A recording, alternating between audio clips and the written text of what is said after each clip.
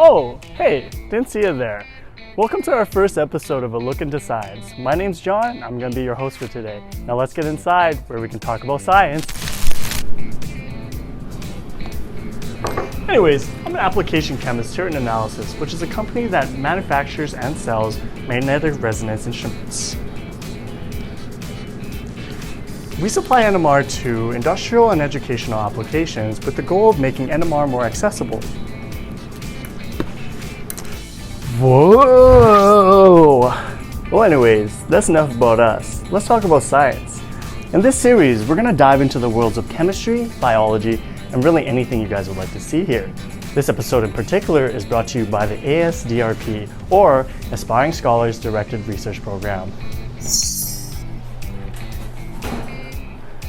The ASDRP is a non-profit research institution that allows high school students to partake in high-level STEM research, where they build skills to help them in future endeavors.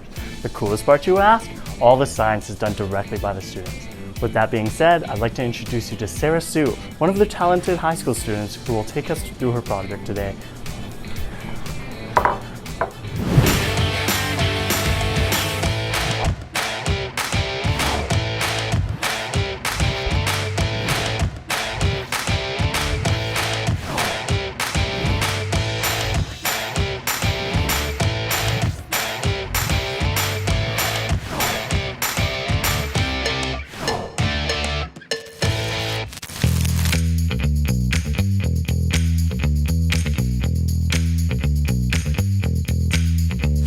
Hey Sarah, how are you? Hi, I'm good. Can you just give us a brief introduction of yourself, like your hobbies, maybe how you became part of the ASDRP? Because I know for sure I wasn't doing anything this complex in high school or even university for that matter. Yeah, for sure. So I'm Sarah. I'm a junior that I go to Los Altos High School. And I think that my high school experience has been really shaped by STEM, particularly in sophomore and junior year. But basically, outside of like research, I also participate in science competitions such as the USA Biology Olympiad. And I'm actually the president of the competitive biology club at our school. But beyond STEM, I also really love singing. I used to do choir. I think I did choir since third grade, but unfortunately, I had to stop singing because I had too much stuff going on in STEM. But I hope to be able to kind of merge those worlds together somehow. But I started ASDRP in freshman year because my family friend was also a part of ASDRP. And since I knew that I wanted to enter a STEM related field, I wasn't really sure what to do at that time, but I knew I wanted something within the realm of science. And so I thought that this was a really good opportunity to me for me to expand like my knowledge on science and apply it in the real world. So I applied, and the rest is history. Oh, maybe one day we'll see you on America's Top Singer or what that America's Got Talent. Yeah, maybe. All right, let's get into it. So Sarah's going to talk about her experiment about the quantitative analysis of singlet oxygen production via 4+2 endoperoxide cycloaddition by proton NMR spectroscopy.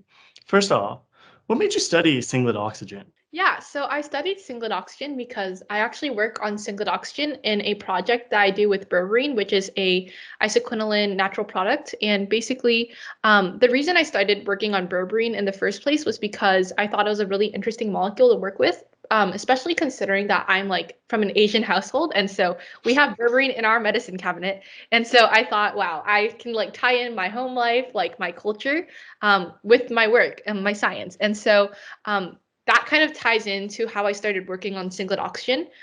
So I was really, really interested in berberine's anti-cancer properties. And so in the literature, it's been reported that berberine's anti-cancer properties are from its ability to be like a DNA binding photosensitizer. And so that means that when it's irradiated with light, and bound to DNA, berberine can photosensitize triplet oxygen to singlet oxygen. And what that does is because singlet oxygen is a reactive oxygen species, it's able to basically bind to the DNA or like interact with it, and it allows the guanine to become oxoguanine. And so by incurring this oxidative DNA damage, we're able to induce cytotoxicity and basically kill cells. And so what we envision for this is by making like berberine a better singlet oxygen photosensitizer, we can basically harness the power of singlet oxygen to serve like anti-cancer or antibacterial purposes. So yeah. That was quite in-depth. Nice. So just take me through the app note and just tell me your process on how you wanted your project to like go, maybe your objectives, the actual experiment that you did, and then the results that you came up with. Yeah. So essentially, we based this project around quantifying berberine's properties as a singlet oxygen photosensitizer. And so we actually did this like kind of as a two-part experiment. So the first part was just basically finding out how well berberine was able to photosensitize singlet oxygen. And so we basically used our 4+2 Diels-Alder-like reaction to monitor like how much singlet oxygen berberine was producing in relation to how much singlet oxygen like commercially available photosensitizers such as rose bengal and methylene blue were making. And so essentially with that project, we just used alpha terpene, which is a terpene with a cyclic 1,3 diene. And so we used alpha terpene, and that would undergo a 4+2 Diels-Alder-like reaction with the singlet oxygen that was generated by the irradiation of our photosensitizers. And so we kind of just tracked the generation of the product of this 4+2, which is ascaridol, and we used QNMR to track the concentration of that over time. And so by then like graphing it and like comparing the results, we were able to find out that berberine is like pretty similar of a photosensitizer to methylene blue, but it definitely has room to grow as it was much worse of a photosensitizer than rose bengal. And so after doing that, we also did the exact same experimental setup, except we did this with our two reduced berberine analogs. So this is dihydroberberine and tetrahydroberberine. And we basically repeated this experiment to see how like the reduction of berberine's chromophore would affect the singlet oxygen production capabilities. And we found that it actually decreased the singlet oxygen photosensitizing capabilities. And so essentially this allows us to kind of generate this like relationship between the structure of our compound and its singlet oxygen photosensitizing abilities. And we hope to be able to use that to generate the to generate a library of berberine analogs in the future. So yeah.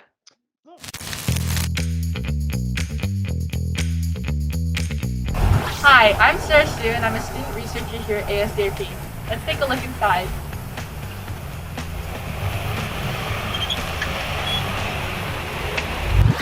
So here we're using proton NMR to track the reaction, the 4+2 Diels-Alder-like reaction between alpha terpene and singlet oxygen. And again, we're just using alpha terpene because it has a cyclic 1,3 diene, and so it participates really well in this 4+2 Diels-Alder-like reaction with singlet oxygen, and we're just using this to track singlet oxygen production. Alpha terpene has been reported in literature to be used for this exact purpose, and so we are just using that. And again, I'm just using a micropipette to measure out the alpha terpene. And here we have dimethyl terephthalate, which is our internal standard. We use dimethyl terephthalate because it has peaks with a ppm of 4 and 8. And these are really, really easy for us to do QNMR with, as these peaks do not overlap with the alpha terpene.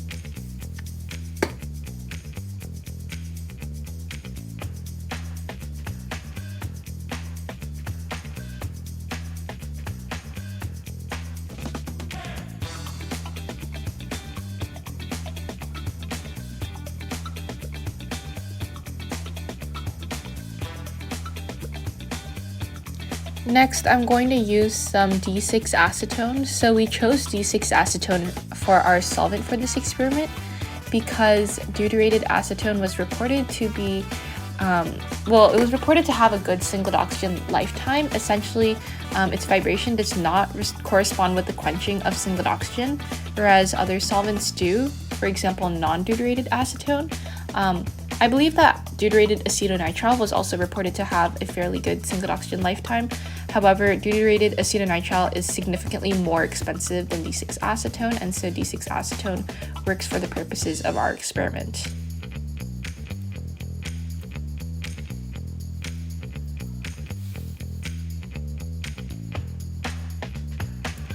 And finally, I'm using berberine, which is our photosensitizer. And so for our assay, we used several different types of photosensitizers. We used berberine, methylene blue, rose bengal, and we also used reduced berberine analogs. So we used dihydroberberine and tetrahydroberberine. And so essentially, we're doing this assay to determine the comparative photosensitizing efficacy of these photosensitizers.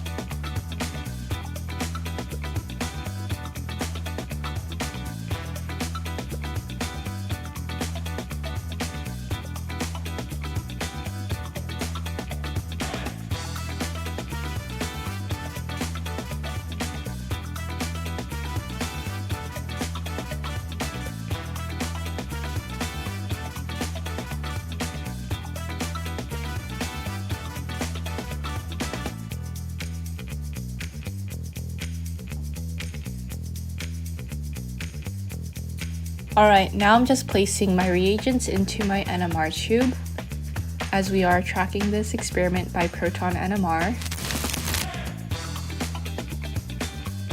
And finally, because we're tracking singlet oxygen production, I'm just flushing the headspace of the NMR tube with triplet oxygen, as berberine will photosensitize that triplet oxygen to singlet oxygen to perform the Diels-Alder reaction.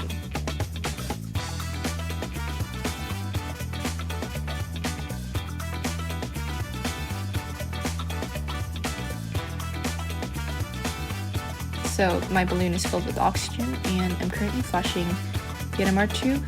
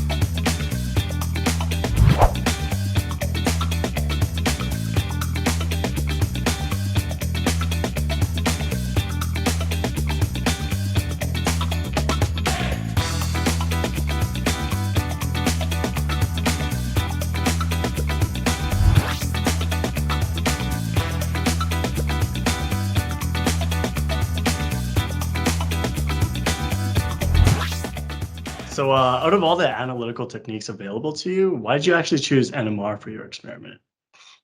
Yeah, so we chose NMR because like singlet oxygen is an invisible compound. It's odorless, it's volatile. There's basically no way of measuring it. And so the only way we could think of measuring it, and this has been like reported in literature before, but it's like by doing a 4+2 Diels-Alder like reaction. And by doing that, we can easily quantify like the generation of this product. And by proxy, we can quantify the generation of singlet oxygen. But not only that, like NMR is so fast in comparison to things like GCMS, which take like 10 minutes. Just to like move it along pretty fast, because we had like 12 tubes, because we had control, we had like different compounds. There's triplicate for each of them. If we were to do like GCMS, that would have taken like 2 hours for every single one of our timestamps, and it's like we needed to do like 5 hours worth of irradiation. So like I would basically not be able to leave. So yeah, that's why. Yeah, I guess having a life is kind of important too. Yeah. Out of curiosity, and just to follow up to that last question, how much NMR experience did you have prior to this project or any of your projects that included NMR? And did using benchtop NMR aid in developing your NMR knowledge at all? Yeah. So before this experiment particularly, I knew like the basics of NMR. So I had used NMR before for like the identification of compounds that I made. And so I was able to, tell whether or not peaks should be like singlets or like doublets, and like the compound with the NMR spectra. So basically like basic NMR knowledge. But I knew nothing about QNMR. I also didn't even know how to like integrate peaks and stuff. And so this experiment definitely taught me how to view NMR with a more analytical eye, and how to like actually quantitatively measure like the concentrations of compounds, the purities of compounds. Yeah, and I think that benchtop NMR was particularly helpful because when we conducted our experiment, it's like we don't have to go to a huge facility with like helium and stuff like that. It's like right there. We were practically steps away from our like tubes and our like NMR, and so it was really, really easy to kind of move our experiment back and forth and just like move it across the line. I think that I wouldn't have the opportunity to learn from NMR if it weren't for benchtop NMR because I mean, it's really doubtful that a facility like ours would be able to house a huge like 400 megahertz NMR. And I think that having a benchtop NMR was enough to teach us how to use NMR and also enough for us to like run experiments. So yeah.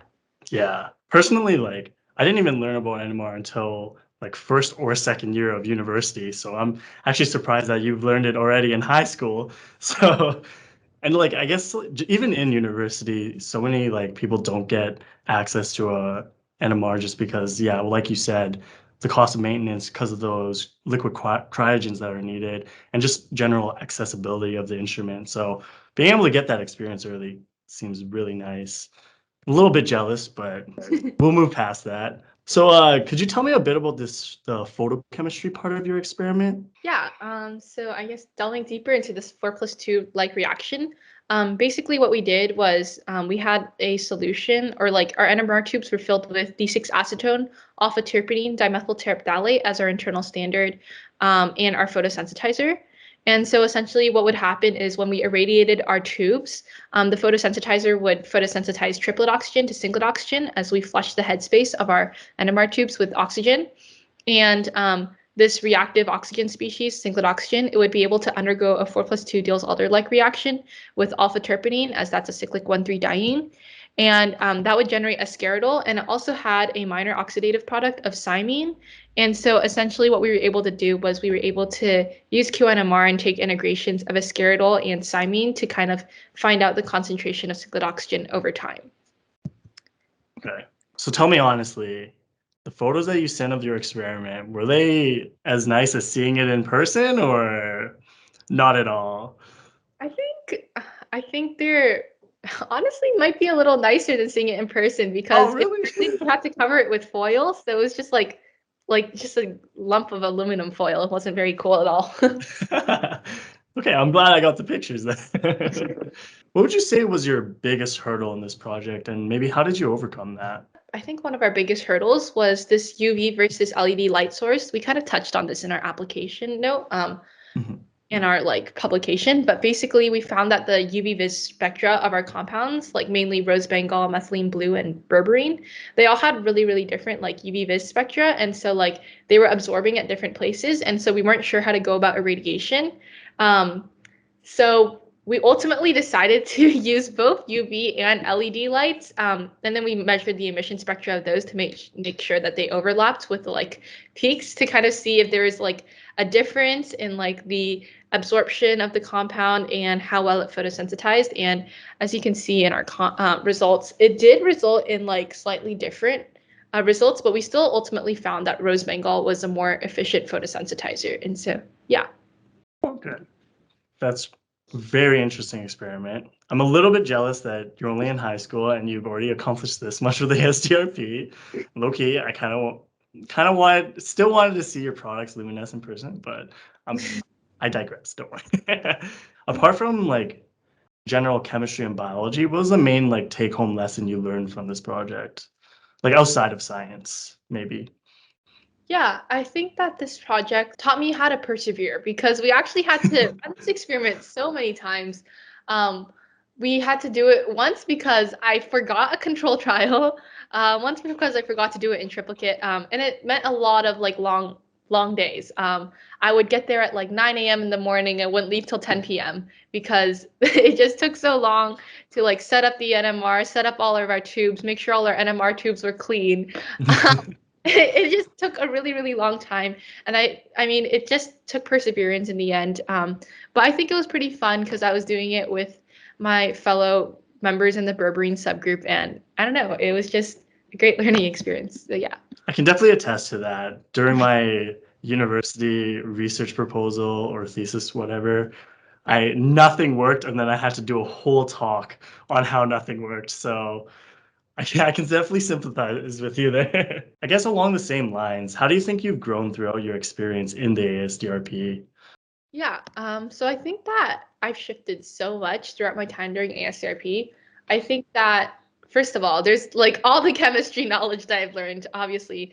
I started in freshman year, so I actually hadn't taken a chemistry course before I started working at an Edwards group. And so, um, like, I had no idea what anything was. I remember, like, someone was like drawing a reaction up on a whiteboard, and they're like, "Oh, there's like a thiol here," and I was like, "What is happening?" I know basic chemistry at the very least. I also know how to use various instruments and like interpret spectra. I know how to use computational chemistry, and especially like in conjunction with our actual experiments. I think what's more important though is that I know how to think through reactions now. Like I can do arrow pushing sometimes. And I think also the research process as a whole, like how to think through what library of analogs should we design? What problems do I want to solve? I think that was what I, really, really took away from this experience. But beyond that, like beyond chemistry, I think that I also learned a lot in like leadership. Because now I'm more senior member of like ASDRP after being there for I think around 3 years. And so I think that being this more senior member, it's taught me how to like take on this leadership role and like help guide others who are maybe as clueless, probably less clueless than I was on my first day. But I know how it felt to be like sitting there and not knowing what anything meant. And so I hope to like help others through the process and just kind of open up this field to everyone. So yeah. I feel like a lot of people they're always just like lost and they seek that leadership or the person to guide them. And I'm glad that you're gonna try to be that for other students. That's really great to hear, actually. Anyways, so that's it for today's segment of A Look into Science. Once again, thank you, Sarah, and the entirety of the ASDRP for cooperating with us and making this segment happen. I'll see you all next time. Stay happy, stay healthy, and stay curious for the next time we take a look into science.